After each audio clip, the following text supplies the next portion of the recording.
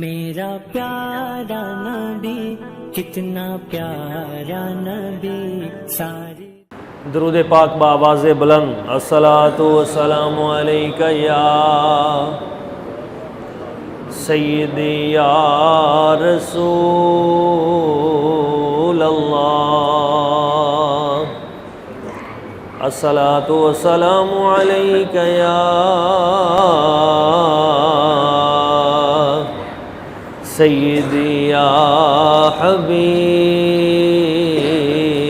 اللہ۔ معزز و محترم عظیم دوستوں، بزرگوں، بچوں، ساتھیوں، اللہ کریم کی بارگاہ قدس میں دعا ہے وہ ذات لم یزل ہم سب کو نبی پاک صلی اللہ علیہ وآلہ وسلم آپ کی سیرت طیبہ کے مطابق اپنی زندگی سنوارنے کی توفیق عطا فرمائے۔ معزز دوستو، یہ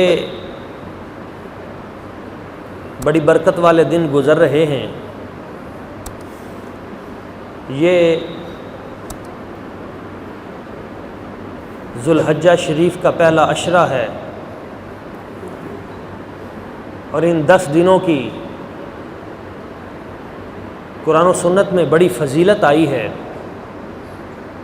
قرآن مجید کی آیت ہے والفجر ولیال عشر، اللہ تعالیٰ فرماتا ہے مجھے فجر کی قسم اور 10 راتوں کی قسم۔ مفسرین فرماتے ہیں یہ کون سی 10 راتیں 10 دن ہیں اور یہ کون سی فجر ہے جس کی رب قرآن مجید میں قسم کھا رہا ہے؟ تو اہل علم فرماتے ہیں یہ 10 دن ذو الحجہ کے پہلے 10 دن ہیں، اور جس فجر کی قسم ہے وہ عید الاضحیٰ والے دن کی فجر کی قسم ہے۔ رب جب کسی شے کی قسم اٹھاتا ہے تو اصل میں وہ اس شے کی فضیلت کو بیان کرنا مقصود ہوتا ہے۔ ان 10 دنوں میں عبادت کا ثواب بڑھ جاتا ہے، ان 10 راتوں میں ریاضت کا اجر بڑھ جاتا ہے، بلکہ ایک روایت میں تو یہ ہے کہ ان 10 راتوں میں ہر رات لیلۃ القدر کی مثل ہے۔ اب لیلۃ القدر کی تلاش میں تو ہم 10 دن لگیں تو پھر جا کے ایک رات ملے، مگر یہ کتنی برکت والے دن ہیں کہ ان کی ہر رات ہی لیلۃ القدر والی ہے۔ اس لیے ان دنوں کی قدر کریں، زیادہ سے زیادہ ان دنوں میں تکبیر کہیں، لبیک کہیں، صدقہ و خیرات کریں اور اپنی شبیہ حاجیوں کی طرح بنائیں۔ اس لیے فرمان ہے کہ جو ان 10 دنوں میں بال نہ کٹوائے، ناخن نہ ترشوائے، حاجیوں کی یعنی مشابہت کرے تو اللہ کریم اس عمل کی وجہ سے اسے ایک قربانی کا اجر عطا فرما دیتا ہے۔ اور اگر کوئی غریب آدمی جو صاحب نصاب نہیں ہے وہ کرے تو اس کی ذات سے امید ہے کہ اللہ کریم اسے بھی قربانی کا اجر عطا فرما دے گا۔ ان دنوں میں جو بڑے کام ہیں، بڑے عظمت والے، ان میں ایک حج ہے اور ایک قربانی ہے۔ حج بھی بڑا عظیم فریضہ ہے اور قربانی بھی بڑا عظیم واجب ہے۔ نبی اکرم صلی اللہ علیہ وآلہ وسلم حضور نے فرمایا تم میں سے جو صاحب نصاب ہے وہ حج کرے۔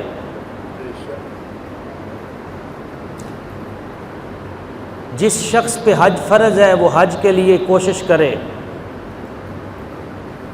جب تم خانہ کعبہ شریف میں جاؤ گے، حجر اسود کو بوسہ دو گے، اللہ تعالیٰ تمہارے پچھلے گناہ معاف فرما دے گا۔ جب تم آب زمزم پیو گے تمہاری قدورتیں نکل جائیں گی۔ جب مقام ابراہیم پہ نفل پڑھو گے اللہ کریم تمہیں برکتوں سے مالا مال کر دے گا۔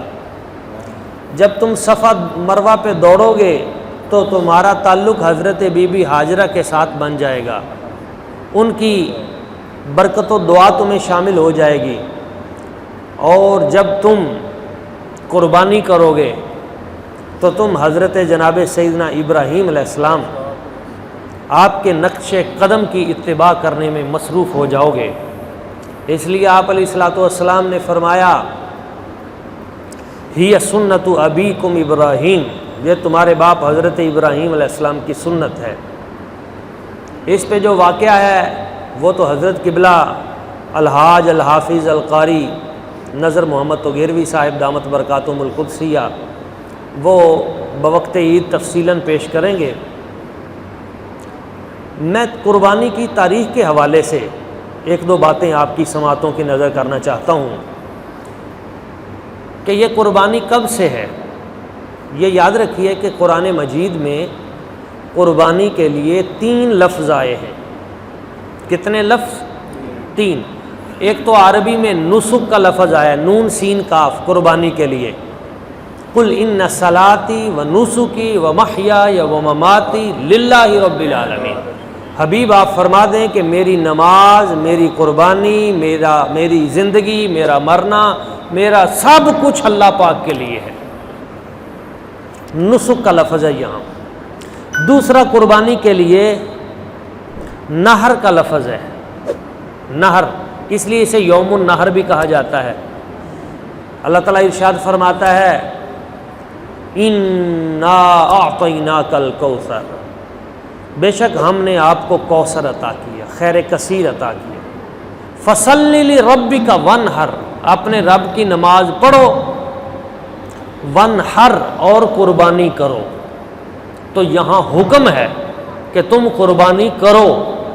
تو جب رب کا کسی شے پہ حکم آ جائے اور پھر اس حکم کو نہ ماننے پر وعید بھی آ جائے تو وہ عمل فرض اور واجب کے حکم میں آ جاتا ہے۔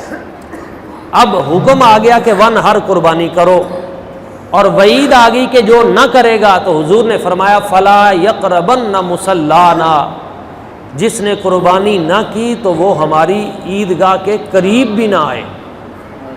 من وجدہ ساعتن، جس کے پاس استطاعت تھی، پیسہ تھا، دولت تھی، مال کے ہوتے ہوئے بھی اگر اس نے قربانی نہ کی، فلا یقربن مصلانا، وہ ہماری عیدگاہ کے قریب بھی نہ آئے، اس کا ہم سے کوئی تعلق نہیں ہے۔ یہ وعید ہے اس بندے کے لیے۔ تو جب تحدید اور وعید آ جائے تو پھر وہ چیز شریعت مطہرہ میں لازمی اور واجب ہو جاتی ہے۔ ایک بات اور یاد رکھیے گا، رب نے جب قربانی کا حکم دیا ہے کہ تم حلال جانور اور ان میں سے بھی یہ حلال، ان کو قربان کرو، ایک خاص بات آپ دوستوں کو بتانا چاہتا ہوں، جب وہ حلال خون ہم بہانے سے گریزاں ہو جائیں گے، پیچھے ہٹ جائیں گے، تو پھر اس معاشرے میں حرام خون بہنا شروع ہو جاتا ہے۔ میری بات سمجھ میں آئی آپ کے؟ کہ جس خون کو رب نے بہانے کا حکم دیا کہ تم عید قربان والے دن جانور میری راہ میں قربان کرو، اور ہم کہیں نہیں جی نہیں میں تو نلکا لگوا دوں گا، میں تو جناب ایک واٹر فلٹریشن پلانٹ لگوا دوں گا، میں جناب غریبوں کی خدمت کے لیے یہ کر دوں گا، یہ نئے لبرلزم کے نئے شوشے ہیں جو اس طرح وہ دین سے دور کرنے کے لیے لوگوں کو چھوڑتے ہیں۔ اس طرح کے فتنے، صبح و شام ایسے فتنے امت میں چھوڑے جا رہے ہیں کہ نہیں جی وہ کسی غریب کی ویسے مدد کر دیں گے، گوشت کی کیا ضرورت ہے، کسی غریب کے ساتھ ویسے تعاون کر دیں گے۔ ان خبیثوں نے کرنا ویسے بھی نہیں ہوتا، یہ بھی ایک دین کے رستے سے دور کرنے کی سازش اور دھوکہ ہے۔ اور نہیں جی ویسے کسی جگہ پہ ہم ٹھنڈے پانی کا کولر لگوا دیں گے۔ ہم نے دیکھا ہے کہ ٹھنڈے پانی کے کولر بھی وہی لگواتے ہیں جو قربانی کرتے ہیں۔ ہم نے دیکھا ہے کہ لوگوں کی خدمت بھی اللہ انہی کے دلوں سے لیتا ہے، یہ جذبہ قربانی بھی انہی کو عطا کرتا ہے جو ویسے سارا سال غریبوں، فقیروں، مسکینوں اور یتیموں کی خدمت کرتے ہیں۔ تو اس طرح کے یہ لبرلزم کے ٹاؤٹ جو اس طرح کی باتیں پھیلاتے ہیں، ایک لفظ میں میرے آقا کریم صلی اللہ علیہ وآلہ وسلم نے ایک جملے میں ان سب فتنوں کو ختم کر دیا۔ حضور نے فرمایا قربانی والے دن، عید الاضحیٰ والے دن اللہ تعالیٰ کو قربانی کرنے سے زیادہ کوئی عمل اچھا لگتا ہی نہیں۔ کوئی عمل میرے رب کو عید الاضحیٰ والے دن قربانی سے زیادہ محبوب نہیں ہے۔ ہم مسلمان ہیں، ہم کسی غریب کی جو خدمت کرتے ہیں تو وہ کیا اس لیے کرتے ہیں کہ اس سے میری واہ واہ ہو؟ ہم کسی کو ٹھنڈا پانی پلاتے ہیں تو کیا وہ اس لیے پلاتے ہیں کہ جناب اس سے میری سخاوت اور میری واہ واہ ہو؟ کیوں پلاتے ہیں بھائی اس لیے کہ ہمارا رب راضی ہو۔ اپنی ذات کے لیے تو ہم کوئی عمل نہیں کرتے، وہ تو ریاکاری ہے۔ بندہ مومن کا ہر عمل رضا الہی کے لیے ہوگا کہ اس عمل سے میرا رب راضی ہو جائے، رب کا رسول راضی ہو جائے۔ تو رب اور اس کا رسول یہ فرما رہا ہے کہ عید والے دن ہم کو اگر راضی کرنا ہے تو ہم قربانی کے علاوہ کسی عمل پہ راضی نہیں ہیں۔ تو اب سارے فتنے ختم ہو گئے کہ جب جس کے لیے ہم نے عمل کرنا ہے اس کی ڈیمانڈ یہ ہے کہ اس دن قربانی کی جائے، تو پھر اگر ہم خالص ہیں اور ہم مسلمان ہیں اور ہم کلمہ گو ہیں تو پھر ہم اس طرح کی سازشوں میں نہیں آئیں گے۔ ہم اللہ اور اس کے رسول کی رضا کو مقدم رکھتے ہوئے قربانی ہی کریں گے اور جانور کی قربانی ہی کریں گے۔ اب آپ دیکھیں یہ جو قربانی کرنا ہے، یہ اس کے لیے یہ دوسرا لفظ میں نے بتایا ونہر، اور ایک تیسرا لفظ بھی اس کے لیے آیا ہے، وہ ہے قربان۔ اذ قربا قربانا فتقبل من احدہما ولم يتقبل من الآخر، جب دو نے قربانی دی تو قربان کا لفظ یہ بھی قربانی کے لیے آیا ہے، اور اس کا مطلب یہ ہے کہ بندہ کسی شے کو قربان کرے۔ اگر آپ نے قربان ہی نہ کی تو پھر کون سی قربانی ہے؟ یہ جو کہتے ہیں نا کہ نہیں جی یہ ہم غریبوں کی خدمت کریں گے، یہ فقیروں کی خدمت، اتنے پیسے سے آپ کسی بچی کا جہیز بنوا دیں، ان بدبختوں کو یہ نہیں پتا کہ قربانی بھی تو غریبوں کی خدمت ہی ہے۔ مجھے دنیا کے کسی مذہب میں دکھا دیں، شرق سے لے کے غرب تک، شمال سے لے کے جنوب تک، کوئی دنیا کا ریلیجن، کوئی مذہب دکھا دیں جو اپنے چاہنے والوں کو 3 دن فری دعوت کھلاتا ہو۔ 3 دن، عید الاضحیٰ کے 3 دن گوشت کھائے، ہر غریب بندہ وہ جس نے سارا سال نہیں کھایا وہ بھی عید والے دن جی بھر کے کھائے، اپنے بچوں کے لیے بھی لے جائے۔ بھئی اس سے اچھی صورت غریبوں کی خدمت کی کوئی ہو سکتی ہے کہ وہ جو غریب، فقیر، مسکین، یتیم جو لقمے کو ترستے ہیں، تو آپ اپنا جانور اپنی محبت سے، رغبت سے جا کے خرید کے لائیں، اور حکم بھی یہ ہے کہ آپ پہلے خرید کے لائیں تاکہ وہ جانور آپ کے ساتھ مانوس ہو، تھوڑی سی محبت پیدا ہو، اور پھر جب آپ قربان کریں تو آپ کو لگے کہ کوئی چیز جا رہی ہے، آپ سے کوئی چیز چھن رہی ہے، تو وہ لا کر قربان کر کے پھر اس گوشت کو لوگوں میں تقسیم کر دینا۔ اس سے زیادہ خوبصورت تو آپ دنیا میں کسی مذہب میں کوئی عمل نہیں دکھا سکتے کہ آپ قربانی کر رہے ہیں اور ارد گرد لوگ ہیں، اور آپ، قرآن کہتا ہے اطعم القانع والمعتر، آپ اس گوشت کو، اس کھانے کو کھلائیں 2 طرح کے لوگوں کو۔ کن کو؟ قانع والمعتر۔ قانع جو قناعت کر کے گھروں میں بیٹھ گئے ہیں، جو کنڈی نہیں کھڑکاتے، جو باہر نہیں آتے، گلیوں میں آ کے سوال نہیں کرتے، انہیں شرم آتی ہے دستے سوال دراز کرتے ہوئے۔ فرمایا قانع، پہلا حق یہ ہے کہ آپ گوشت ان تک پہنچاؤ، انہیں آپ کے در پہ آنا نہ پڑے، آپ کو پتہ ہو کہ یہ سفید پوش ہے، اس کے گھر میں قربانی نہیں ہے، اور اس کی عزت نفس جو ہے وہ اس کو یہ گوارا بھی نہیں کہ وہ ہاتھ پھیلائے، تو میرا حق بنتا ہے میں اسے باہر آنے کی زحمت نہ دوں، اس کے گھر میں گوشت پہنچا دوں۔ پہلا یہ ہے۔ والمعتر، اور دوسرا سائل، آپ کے در پہ اگر کوئی بھی آ جائے تو اس کو پھر خالی نہ لوٹائیں، اس کی کچھ نہ کچھ خدمت کریں۔ تو دونوں کی خدمت کریں، قناعت کرنے والے کی بھی اور سائل کی بھی، دونوں کی۔ اور یہ سلسلہ کب سے جاری ہے قربانی کا؟ اس کی بڑی خوبصورت اور ایک دلکش تاریخ ہے، اور اس پہ میں اپنی گفتگو سمیٹوں گا اور ایک اہم مسئلہ بتا کے بات ختم کرتا ہوں۔ یہ قربانی کی تاریخ حضرت آدم علیہ السلام سے شروع ہوئی ہے۔ آپ کا ایک بیٹا ہے حابیل، حضرت حابیل، ایک ہے قابیل۔ قابیل نے ایک عورت کو پسند کر لیا جو شرعاً اس کے لیے حلال نہیں تھی۔ اس نے کہا میں نے اس سے شادی کرنی ہے۔ حضرت آدم علیہ السلام نے فرمایا بیٹا یہ رشتے میں تیری بہن ہے، اس کے ساتھ تیرا نکاح نہیں ہو سکتا۔ اس نے کہا نہیں، میں نے تو اپنی مرضی کرنی ہے۔ سب سے پہلے جس نے اپنی مرضی کا دعویٰ کیا اور مرضی کرنے کی کوشش کی وہ قابیل تھا، اور وہ ملعون ہوا، وہ دائرہ اسلام سے بھی خارج ہو گیا، ذلیل و رسوا بھی ہو گیا۔ جس نے باپ کی توہین کی، جس نے حرام کی طرف دیکھا، وہ عورت اس کے لیے شرعاً جائز نہ تھی، مگر اس نے کہا میں نے تو یہ کرنا ہے۔ اب وہ شرعاً وہ بیوی بننی تھی حضرت حابیل کی۔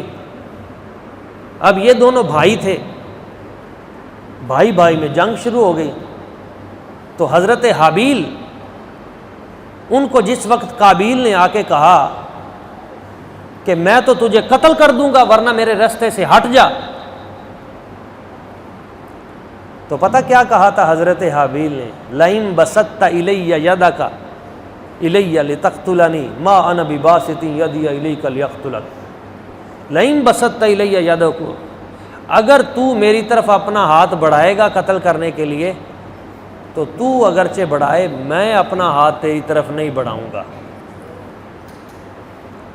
اب آپ دیکھیں، جب کیس حضرت آدم علیہ السلام تک پہنچا کہ وہ بھی دعویٰ کر رہا ہے، یہ بھی دعویٰ کر رہا ہے، تو حضرت آدم علیہ السلام نے اس کا حل نکالا۔ آپ نے فرمایا ایسے کرو، تم دونوں قربانیاں لے کے آؤ اور اپنی اپنی قربانیاں یہاں پہاڑ کے اوپر رکھ دو، ہم دعا کریں گے، رب نے جس کی قربانی کو قبول کر لیا یہ عورت اس کو مل جائے گی، یہ اس کا حق ہوگا۔ تو ادھر سے حضرت حابیل بھی اپنی قربانی لے کے آ گئے، ایک بکرا یا ایک مینڈا، اور ادھر سے قابیل جو تھا وہ بھی کچھ گندم لے کے آ گیا، اور دونوں نے اپنی اپنی وہ قربانی رکھ دی۔ اس نے کہا میں یہ اناج قربان کروں گا، انہوں نے کہا جی میں یہ بکرا اللہ تعالیٰ کے راستے میں قربان کروں گا۔ دونوں پہاڑ پہ رکھ دیے گئے۔ قرآن کہتا ہے فَتُقُبِّلَ مِنْ أَحَدِهِمَا وَلَمْ يُتَقَبَّلْ مِنَ الْآخَرِ، دونوں میں سے ایک کی قربانی قبول کر لی گئی، دوسرے کی قربانی رد کر دی گئی۔ کیا ہوا کہ ایک بجلی آئی، آگ، اور وہ اس بکرے کو اٹھا کے لے گئی، اس کو اس نے قبول کر لیا، مگر حابیل کے وہ گندم جو تھی وہ قبول نہ کی گئی۔ اس کے آگے پتہ کیا لفظ ہے قرآن کا؟ وہ قربانی کا مغز ہے، خلاصہ ہے۔ اللہ تعالیٰ نے فرمایا فَتُقُبِّلَ مِنْ أَحَدِهِمَا وَلَمْ يُتَقَبَّلْ مِنَ الْآخَرِ، ایک کی قربانی قبول ہوئی، دوسرے کی قربانی قبول نہ ہوئی۔ إِنَّمَا يَتَقَبَّلُ اللَّهُ مِنَ الْمُتَّقِينَ، اللہ تو متقین کی قربانیاں ہی قبول کرتا ہے، ہر بندے کی قربانی بھی قبول نہیں ہے۔ اس سے بات سمجھ میں آئی؟ قربانیاں تو دونوں کی ٹھیک تھیں، اس کی گندم بھی ٹھیک تھی، اس کا بکرا بھی ٹھیک تھا، اور دونوں ہی صحیح جگہ پہ رکھی گئی تھی، اور دعا بھی دونوں کے لیے ہوئی تھی۔ اس کا مطلب یہ ہوا کہ اگرچہ ہم اہتمام کرتے ہیں کہ بکرے کا کان ٹھیک ہو، اس کا ناک ٹھیک ہو، اس کی آنکھ ٹھیک ہو، اس کا جسم ٹھیک ہو، اس پہ کوئی عیب نہ ہو، اس میں کوئی نقص نہ ہو، یہ اچھی بات ہے، مگر اس کے ساتھ ساتھ یہ بھی یاد رکھنا چاہیے کہ بکرا بالکل بھی ٹھیک ہو، گندم بالکل بھی ٹھیک ہو، قربانی بالکل بھی ٹھیک ہو، مگر قربانی دینے والا ٹھیک نہ ہو تو قربانی پھر بھی قبول نہیں ہوتی۔ تو صرف جانور کے عیبوں کو ملاحظہ نہ کیجئے، جانور کے عیب اور جانور کی خامیاں اور صرف جانور کے نقص صرف ان پہ نظر نہ رکھیے، اپنے اوپر بھی تھوڑی سی نظر رکھیے کہ ٹھیک ہے جانور تو ٹھیک ہے پر میں ٹھیک ہوں، میں حضرت حابیل والا ہوں یا میرے اندر قابیلی صفتیں ہیں؟ میں بھائی سے حسد تو نہیں کرتا، میں اپنے باپ کا بے ادب اور گستاخ تو نہیں، میں کہیں بے غیر محرم عورتوں کی طرف غلط نگاہ سے تو نہیں دیکھتا، میں کہیں حرام کردہ رب کی چیزوں کو حلال تو نہیں سمجھتا۔ اگر میں حسد کرتا ہوں، میں بغض رکھتا ہوں، میں والدین کا نافرمان ہوں، میں بزرگوں کی توہین کرتا ہوں، میں غیر محرم عورتوں کے ساتھ تعلقات رکھتا ہوں، میں حرام کاری کو فروغ دیتا ہوں، تو پھر آپ ایک بکرا چھوڑ کر 100 بکرے بھی کر لیں، انما یتقبل اللہ من المتقین، میرا رب وہی قبول کرے گا جو کسی متقی دل سے نکلی ہوئی خواہش اور قربانی ہے۔ چیز قبول نہیں ہوگی جس کے پیچھے آپ کی بری صفتیں ہوں گی۔ تو اصل میں قربانی ہمیں یہ سکھاتی ہے کہ ہم رب کی بارگاہ میں اپنے آپ کو پیش کریں، اپنے دل کو صاف کر کے پیش کریں، اور دوسروں کے لیے قربان کرنے کا جذبہ کہ میرے ارد گرد جو ہمسائے ہیں، میرے ارد گرد جو غریب لوگ ہیں، میرے ارد گرد جو مساکین ہیں، میں ان چیزوں کو قربان کروں۔ اور یہ ایک پریکٹیکل شیپ ہے۔ دراصل اسلام ہمیں تیار کرنا چاہتا ہے کہ یہ ایک مرتبہ سال میں تم قربانی اس طرح کرو، پھر اس کے بعد تمہارے اندر جذبہ پیدا ہو جائے اور پورا سال ہی تم لوگوں کی خدمت کرتے رہو، تم غریبوں کے ساتھ اچھا سلوک کرتے رہو۔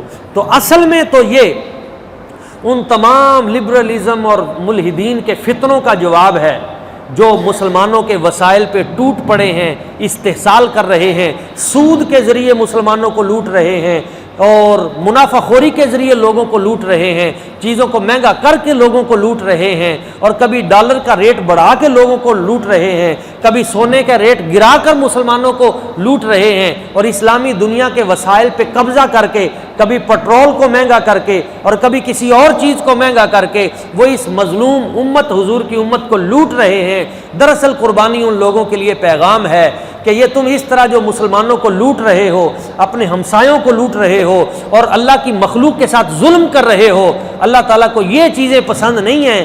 اللہ کو پسند یہ ہے کہ تم لوگوں کو لوٹنے کی بجائے تم لوگوں کی خدمت شروع کر دو، تم لوگوں کے لیے آسانیاں پیدا کرنی شروع کر دو، لوگوں کے ساتھ بھلائی کا سلوک کرو۔ خیر الناس من ینفع الناس، نبی پاک صلی اللہ علیہ وآلہ وسلم حضور نے فرمایا تم میں سے سب سے بہترین وہ ہے جو دوسرے لوگوں کو نفع دیتا ہے، اور آپ کو بھی اس کا نفع ملے گا۔ حضور نے فرمایا جس جانور کو تم نے قربان کیا تو ہر بال کے بدلے اللہ تعالیٰ ایک نیکی تمہیں عطا فرما لے گا۔ اور 2 چیزوں کو میرے رب نے کشتی بنا دیا۔ وقت چونکہ ختم ہو گیا، میں اپنی گفتگو اسی پہ اختتام کرتا ہوں۔ 2 چیزوں کو نبی پاک صلی اللہ علیہ وآلہ وسلم نے کشتی بنا دیا۔ حضور نے فرمایا اپنی سواریوں کو خوب پالو، اپنی قربانیوں کو موٹا تازہ کرو۔ سمینو دہایاکم فإنہا علی الصراط متاعکم، یہ پل صراط پہ تمہاری سواری بنے گی، اپنے جانوروں کو موٹا تازہ کرو۔ اور دوسرا حضور نے فرمایا مسجدوں کو بناؤ، مسجدوں کو تعمیر کرو، مسجدوں کی خدمت کرو، مسجدوں کے ساتھ تعاون کرو، مسجدوں میں جاؤ۔ جس نے ایک اینٹ بھی مسجد کے ساتھ لگائی تو کل جب قیامت کا دن ہوگا تو وہ پوری مسجد کشتی بن کر پل صراط پہ کھڑی ہو جائے گی، اور ایک ایک کا نام بھی اس کو یاد ہوگا۔ ان سب کو نام لے کر پکار کے اپنے اندر بٹھا کر وہ مسجد کشتی بن کے پل صراط پار کر کے جنت میں جا کے ٹھہر جائے گی، اور وہ جنت کا حصہ بن جائے گی۔